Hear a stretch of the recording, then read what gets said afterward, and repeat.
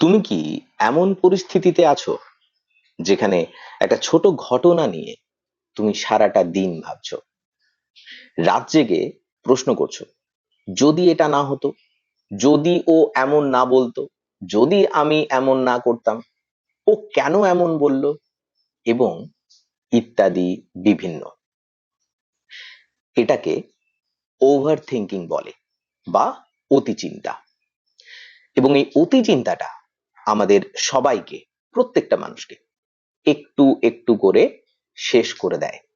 আমাদের লক্ষ্য নির্দিষ্ট করে যে কাজ আমরা শুরু করি সেখানে তো পৌঁছতে দেয় না, মাঝপথে এমন বিড়ম্বনার সঞ্চার করে যে আমাদের কাজটা ছেড়ে দিতে হয়।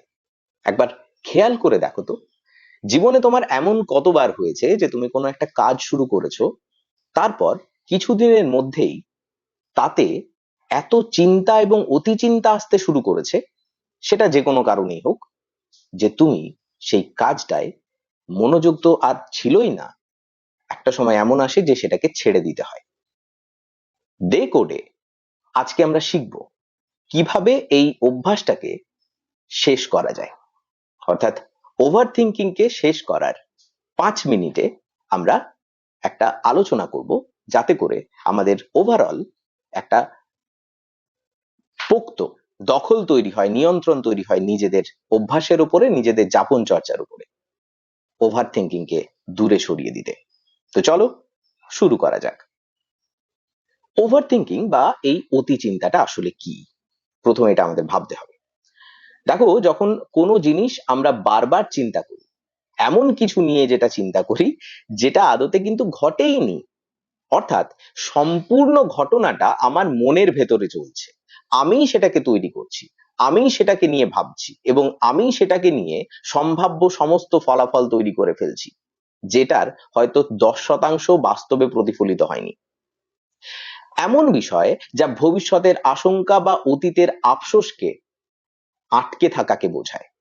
কোনো একটা অতীতের আমাদের আফসোস আছে, কোনো একটা জায়গাতে আমাদের আশঙ্কা আছে ভবিষ্যৎ নিয়ে, আমরা যখন সেখানে সেই আবর্ত থেকে বেরোতে পারি না, তখন আমাদের অতি চিন্তা শুরু হয়। মনে একটা প্রশ্ন থাকে, ও যদি এমন ভাবে আমার সম্পর্কে, আমি যদি ব্যর্থ হয়ে যাই, আমার ভবিষ্যৎ কি হবে, অতীতে আমার সঙ্গে এরকম হয়েছিল সেটারই আবার পুনরাবৃত্তি হবে না তো, ইত্যাদি বিভিন্ন। ফলে ওভার থিঙ্কিং বা অতি চিন্তা আমাদের অজান্তেই আমরা গ্রো করতে থাকি, বৃদ্ধি করতে থাকি নিজেদের মনের ভেতর। এবার বিষয়টা হলো কিভাবে এই ওভার থিঙ্কিং কে নষ্ট করা যায়, কিন্তু তার আগে এটা বুঝে নিতে হবে ওভার থিঙ্কিং কে নষ্ট কেন করতে হবে, এটা আমাদের কি ক্ষতি করে। দেখো, একজন ওভার থিঙ্কার কিন্তু সব থেকে বেশি অপ্রাসঙ্গিক বিষয়গুলো নিয়ে আলোচনা করে বা চিন্তা করে, যেগুলো তার সঙ্গে হয়তো হচ্ছেই না। 90 থেকে 99% ক্ষেত্রে আমরা এরকম দেখি যে বাস্তবে যেটা হচ্ছে না, সেটা নিয়ে ভাবতে শুরু করে। ফলে এই অতি চিন্তার ফলে তোমার ঘুম নষ্ট হয়, তোমার সিদ্ধান্ত নিতে দেরি হয়, তোমার ফোকাস নষ্ট হয়ে যায়, সব থেকে বড় ব্যাপার, তোমার মানসিক চাপ এবং আত্মবিশ্বাস এমন পর্যায়ে কমে যায় যে তুমি কোনো কাজকে আর ভালোভাবে সম্পন্ন বা শেষ করতে পারো না। কোনো কাজ শুরু করেই না করেই তার 100টা ফলাফল নিয়ে তোমরা ভেবে ফেলো, এবং এই ভেবে ফেলাটা আসলে তোমাকে একটা শূন্যতা সৃষ্টি করছে তোমার ভেতরে। কারণ তুমি যখনই কোনো বিষয়ের, কোনো জীবনের কোনো অঙ্গীকারের বিষয়ে, কোনো একটা লক্ষ্যের বিষয় বা যে কোনো কাজের ক্ষেত্রে অতি চিন্তা করতে শুরু করো, তখন সব থেকে আগে যে ব্লকেজটা, যে প্রতিবন্ধকতাটা তৈরি হয়, সেটা তোমার নিজেরই মনের ভেতর। এবং নিজের মনের সঙ্গে লড়াই করতে করতে আমরা কিন্তু খুব একটা বেশি দূর এগিয়ে যেতে পারি না, আমাদের প্রতি ক্ষেত্রে হিন্ডারেন্সেস আসে এবং আমরা সেই বাধার সম্মুখীন হয়ে আটকে যাই। আজকে আমরা দেখব কোন কোন টেকনিক বা পদ্ধতি আমরা সহজেই অবলম্বন করে এই অতি চিন্তার আবর্তটা থেকে বেরিয়ে আসতে পারি। আমরা আজকে খুব সহজ মাত্র 5টা টেকনিক নিয়ে আলোচনা করব, যে 5টা টেকনিক তোমাকে তোমার এই খুব দুর্বিষহ পরিস্থিতি থেকে বেরোতে সাহায্য করবে। তবে হ্যাঁ, একটাই কথা আমি বলতে চাই, একটাই শর্ত আছে এখানে, যে তুমি কিন্তু এই প্রত্যেকটাকে অনুসরণ করবে। যদি অনুসরণ করো এবং একটু 20 দিন, 22 দিন, 25 দিন যদি অভ্যাস করো, তুমি দেখবে 3 সপ্তাহের আগের তুমি এবং 3 সপ্তাহের পরের তুমির মধ্যে একটা দৃশ্যমান পরিবর্তন রয়েছে, যেটা তোমাকে একটা বেটার লাইফ দেবে। তো চলো শুরু করে যাক, দেখা যাক কোন কোন টেকনিক আমরা ফলো করতে পারি। সব থেকে কার্যকর যে প্রথম টেকনিকটা, সেটা হচ্ছে লিখে ফেলা। তুমি যা ভাবছো, তোমার যা মনে আসছে, সেটা অতি চিন্তা সম্পর্কেই হোক, সেটা লিখতে শুরু করো। চিন্তা মাথার বাইরে যখনই আনবে, সেটা তোমাকে তার প্রভাব দেখাতে বন্ধ করে দেবে। অর্থাৎ যে চিন্তাটা তোমার ভেতরে চলছে সেটাকে লিখে ফেলো। এতে করে তুমি যখন এক্সপ্রেস করে দেবে সামহাও লিখে ফেলার মাধ্যমে, তোমার কাছে কিন্তু সেই যন্ত্রণাটা তোমাকে আর বদার করবে না, তোমাকে আর বিভ্রান্ত করবে না, তার তীব্রতা প্রশমিত হবে। তো লিখে ফেলাটা খুব বেশি জরুরি, করে দেখো, ভীষণ ফল পাবে। এরপরে যেটা একটা পদ্ধতি আছে, এইটাকে বলা হয় গ্রাউন্ডিং এক্সারসাইজ। অর্থাৎ আমরা সম্যকভাবে, একদম বাস্তবিকভাবে আমরা এমন কিছু টেকনিক ফলো করব, যেটার মাধ্যমে আমরা ধীরে ধীরে আমাদের নিখুঁত মনোযোগের দিকে ফিরে আসব, ওই ছড়িয়ে যাওয়া জায়গাটা থেকে। এটা কিভাবে হয় গ্রাউন্ডিং এক্সারসাইজে?